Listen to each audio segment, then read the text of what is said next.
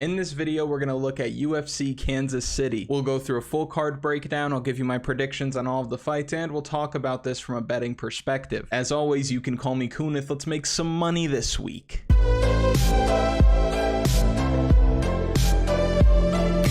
We're coming off a crazy card with UFC 287 last week. Very high highs and very low lows. Lows like losing Carl Williams within 60 seconds of the event starting. Even deeper lows like Jacqueline Amorim having her arm under Sam Hughes' neck and not being able to finish a rear naked choke. Not once, not twice, not thrice, 4 times. But we also had some highs like Steve Garcia coming through. We had Israel Adesanya get his belt back. That was really cool. And Christian Rodriguez making easy work of Raul Rosas Jr., who I tried to tell you this. If anyone out there told you to put your money on Raul Rosas Jr., just know they don't know what they're looking at. Another low worth mentioning is Michelle Waterson getting robbed, but that's besides the point. Let's get into the card. Banger of a main event this week. Max Holloway's fighting Arnold Allen, 2 of some of the best fighters in the division. You don't need me to tell you who Max Holloway is, but you know that he's got some of the best output in the UFC. The straight punches, the body work, extended combinations, and bottomless gas tank make his offense some of the most difficult to deal with in the world. We've seen that offense torch high-level guys like Aldo, Yair Rodriguez, Calvin Kattar, 2 competitive fights with Alexander Volkanovski, and that's just to name a few. There's no question that he's one of the best featherweights to ever do it, and I'm excited to see him back in action this week because Arnold Allen is no joke. Quite possibly the best fighter out of the UK not named Leon Edwards right now. He's undefeated in the UFC, super well-rounded. He does a great job of mixing heavy punches in with opportunistic wrestling, and last time out we saw his fight with Calvin Kattar end due to an injury, but it looked like he was getting the better of the exchanges in the opening round. Before that, he absolutely put it on Dan Hooker, where he showed off improved hand speed, improved power, and Arnold Allen has been looking damn good just overall. And clearly he's in his fighting prime, and he's taken a lot less damage than Max Holloway, who's absorbed more strikes than a catcher's mitt at this point. But despite absorbing all this offense, Max Holloway has never been knocked down in the UFC. Max Holloway has the best chin in MMA history, and that's one of the biggest reasons why I see him winning this fight this week. Allen isn't going to be able to hurt Max Holloway, at least not badly enough to put him away, and I don't see him having a style that's going to win more minutes in this match. Allen doesn't have the power, the output, the takedown efficiency, nor the 5-round experience to hang with Max Holloway, especially in rounds 3, 4, and 5. I see a late finish for Max Holloway this week, and he will prove once again that the only man that can beat him at 145 pounds nowadays is Alexander Volkanovski. So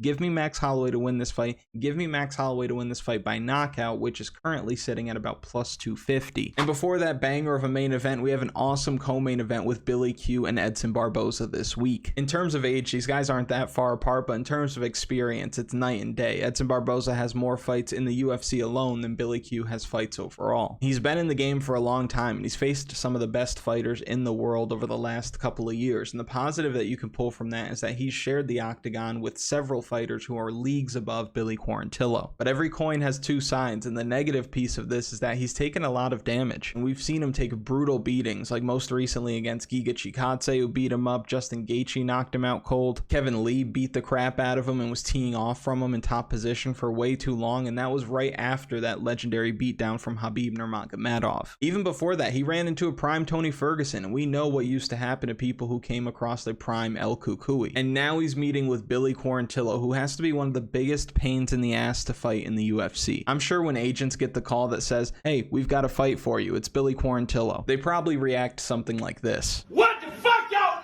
God damn! God damn!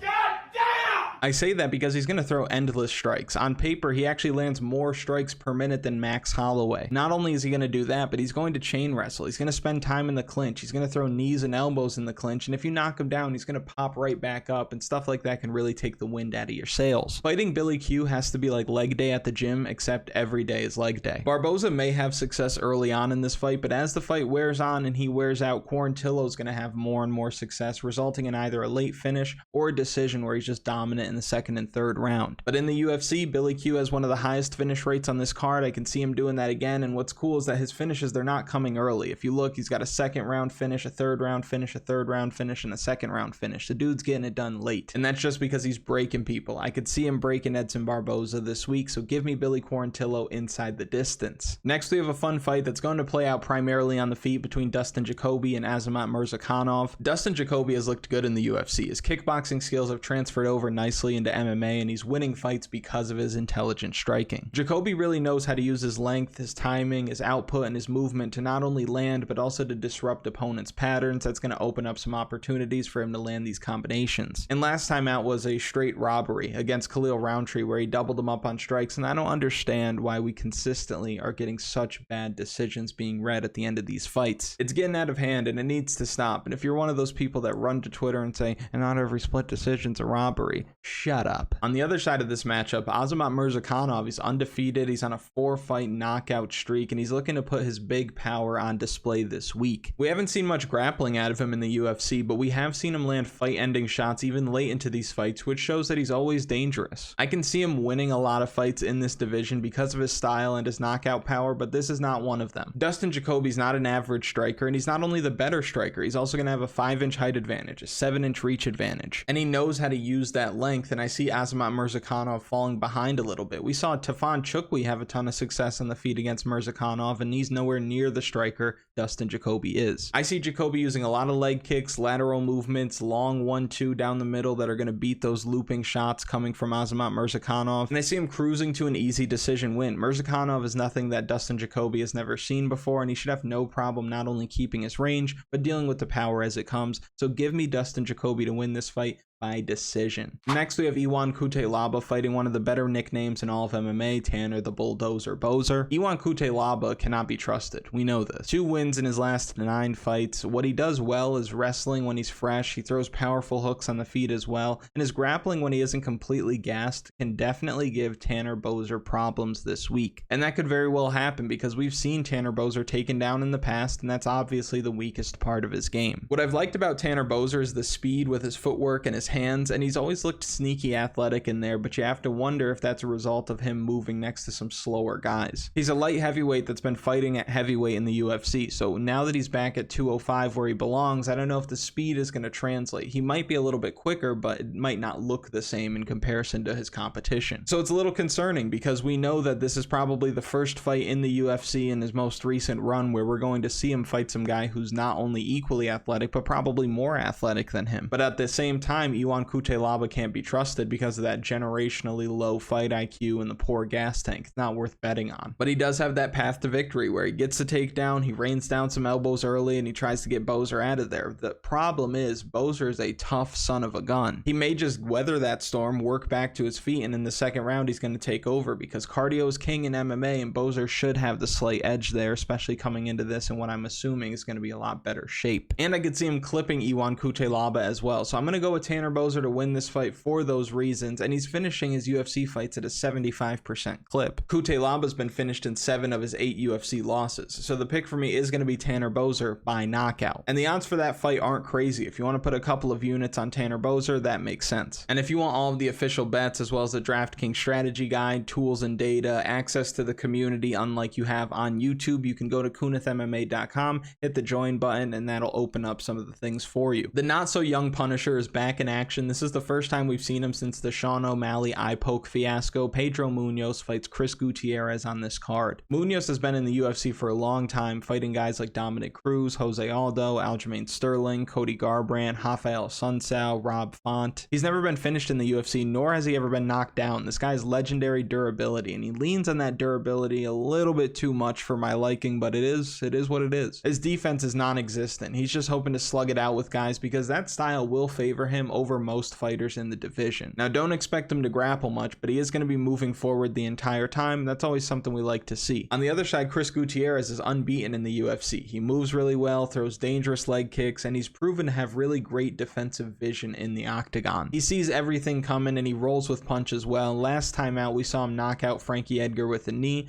Before that, he knocked out Danaa Bakri with a spinning back fist while he was moving backward. So he's super talented, and he's also going to be staying away from takedowns in this fight. This is a fight that is going to play out on the feet, and it will be competitive no matter what. Both guys should throw a lot of strikes. I don't see a knockout or a knockdown coming from either side, and I do expect this fight to go the distance. Now, we've done this exercise in the past, and it has worked out before. In a fight that is likely to go the distance, where both fighters have a similar style, in this case, it's leg kicks, movement, boxing, we might as well take a shot on the underdog, because let's face it, the judges have no idea what they're looking at. So I know what the odds are. I know that Chris Gutierrez is around a 2-to-1 favorite, but I think that that this is a coin flip on paper. So I'm looking at a 50-50 shot to take home a win based on the judges, putting them in a tough position. So if I'm looking at what I think is a 50-50 fight and I see that Pedro Munhoz is only 35% implied to win, it makes me feel like there's some value there. So for that reason, I am picking Pedro Munhoz to win. I do think he wins by decision. If you want a better bet for this fight, you can take fight goes the distance, or you can take the over 2.5 rounds. Next, we're looking at a fight that we don't need to complicate here. This is very simple, and I don't think that the line is wide enough. I see Rafa Garcia around a -250 favorite. He could be a -300 favorite, and I still think it makes sense to bet on him because these guys are at completely different stages of their careers. Guida is a legend who's been in the UFC for a very long time right now, so you know his show money is probably among the highest in the promotion. And based on where he is in his career in terms of age and talent level, there are no amount of fights that would lead him to the top of the division, no amount of fights that would lead him to a title, and he doesn't really care at this point if he wins or loses. Obviously he wants to win, but he's just going out there to compete, have fun, and make some money. Now on the other side, Rafa Garcia is 15-3, not even 30 years old yet, and in his mind he could be a champion one day. He's got that very gritty, dominating style that he brings into fights, and it looks like his gas tank has improved over the years. Even last time out against Mahashata, he showed off that gas tank. He also showed off that wrestling and that durability. On paper, he's landing over 4 takedowns per 15 minutes, and I see Rafa Garcia taking down Guida this week. Not only do I see him taking Guida down, but Rafa Garcia has a nasty back take, and Guida has been submitted 11 times in his career, multiple times by rear naked choke. I expect this fight to actually end in the first round. I think that Garcia is at his fastest at that point. He's at his strongest at that point. He's going to be able to take Guida down, get to his back, put the hooks in, and get a rear naked choke. The pick for me in this fight is Rafa Garcia by submission. Rafa Garcia parlay piece for you this week. Next, we're looking at a fight with Bill Algeo and Tej Brown, and Tej is on a certain list of mine.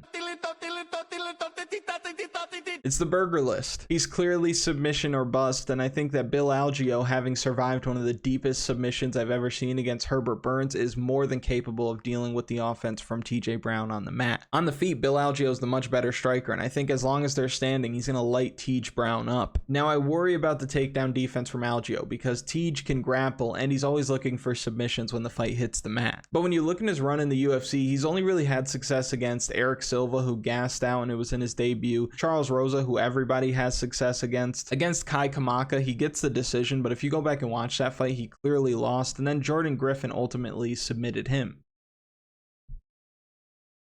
So although Brown has the black belt and he trains with Bryce Mitchell, he doesn't look like a dominant MMA grappler, and training with somebody good doesn't always mean that you're going to get all that much better. Case in point of that was Yorgan De Castro last week in the PFL. He trains with John Jones and he landed 4 strikes per round. So in this fight, I like the cardio advantage, I like the striking advantage, I like the toughness to get out of bad positions from Bill Algeo. Give me Bill to win this fight by decision. Next, we have top flyweights here with Matheus Nicolau fighting Brandon Royval. Matheus Nicolau has looked extremely solid in the UFC. He just looks like a tough guy to beat, and that's because he can grapple well, he can strike well, and above all, he's very steady. He doesn't get outside of himself. Everything is pretty clean, everything is pretty tight, and that's going to serve him well this week because Brandon Royval is the opposite. Brandon Royval does not see scorecards often, and that's because he fights at 100 miles per hour. He throws everything into his strikes. He's as slippery as the inside of a can of Crisco, and he can slap a submission on somebody in a flash. His takedown defense is horrible, but a lot of that is a result of his slick ground game. I don't think he minds being taken down because in scrambles, he often ends up on top. My issue with Royval, however, is that craziness. It's fun to watch, and he's never in a boring fight, but that craziness, that wild style leads to a lot of mistakes. Mistakes that have been fight-ending for him in the past, and now he's fighting a guy who's steady and composed. This is a serious clash of style. It's like pickles and peanut butter out there. Oscar, the peanut butter in this situation is Nicolau. I think most people listening could pick that up. I expect Nicolau to land heavy punches when Royval opens up to land something big, and I see him taking down Brandon Royval with ease this week while staying safe on top. Royval's going to throw up a lot of submission attempts off of his back, but I think that Nicolau is going to see them coming, adjust accordingly, advance to whatever position he wants, and just give me the cleaner man with the higher fight IQ this week. The pick for me in this fight is Matheus Nicolau by decision. And next we have the AARP fight of the week. We have Zak Cummings. He's fighting Ed Herman this week. This is a loser goes home matchup and probably a winner goes home matchup as well because both of these guys don't need to be fighting no more. I think that Zak Cummings Cummings probably goes on to win this fight. He's obviously shown that he still has power. He's slightly younger. He's had more time off, and all of those things lead me to believe that he's going to win this fight. Ed Herman on the other side is old, and he's been through it. Now, he's got some serious durability on him, which you really like to see, and I don't think that Zak Cummings is going to go in there and knock him out, but